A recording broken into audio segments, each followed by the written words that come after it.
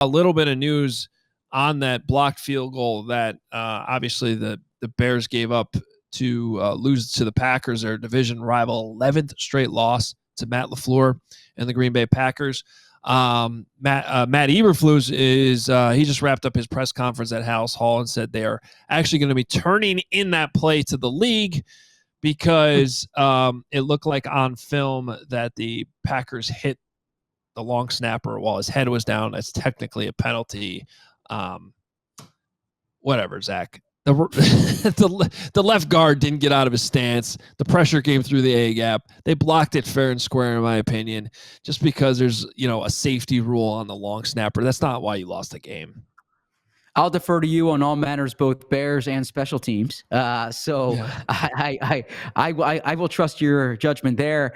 I also look at this, though. It's similar to me as the Daniel Jones conversation in that you have to be self-aware about where you are as an organization, about who your people are. I think that teams can convince themselves on coaches, convince themselves on quarterbacks, and you don't want to be in that situation. It seems trite to say it, but if you don't know, you already know. And so if you don't have utter conviction of your coach, if you go into a year where it's like, well, we'll see, I think that's problematic. And I think back, by the way, when the Eagles fired Doug Peterson, and this is a Super Bowl winning coach who went to the playoffs 3 consecutive years. He had a bad year in 2020.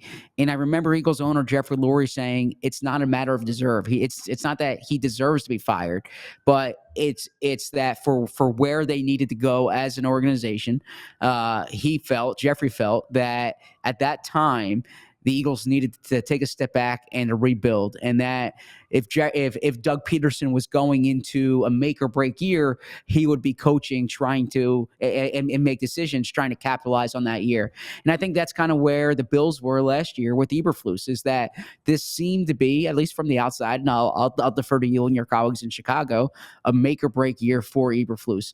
And I think when you're in that situation, it just made sense for me to click the reset button. We're bringing in a new offensive coordinator to have the complete alignment from the top down, not to have a situation where Matt Eberflus needed to win to keep his job, but to have a coach, a coordinator, and a quarterback and a front office in alignment altogether. And I think that whether that would have been making more of an institutional commitment to hiring Cliff Kingsbury as the OC or bringing in a new head coach altogether, I think the Bears mismanaged that situation because they had a chance to start anew.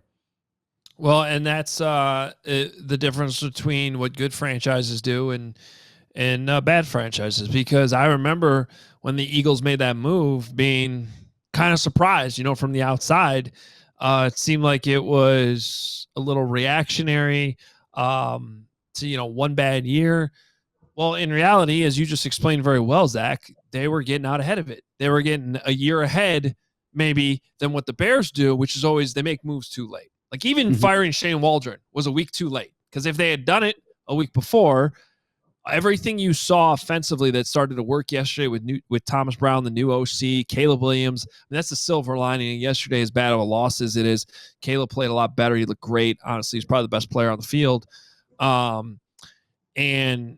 But all that could have been a week ago, and you would have probably easily beaten a bad Patriots team. Instead, you scored 3 points and got embarrassed. And so everything was a week late. Everything's a year late. Like it always, they did this in 2021 when they decided to bring Ryan Pace and Matt Nagy back for one more year. And it was a disaster. And it was the same thing. They let them go trade up for a quarterback in the draft, even though they were basically in a lame duck situation. So this is just what the Bears do. They're always too late. It appears that they are again here, and all everybody's doing is kind of crossing their fingers and hoping that this Caleb Williams thing, that he's the savior, because in this league, if you have a quarterback, it can work out. We all silly like the mayor.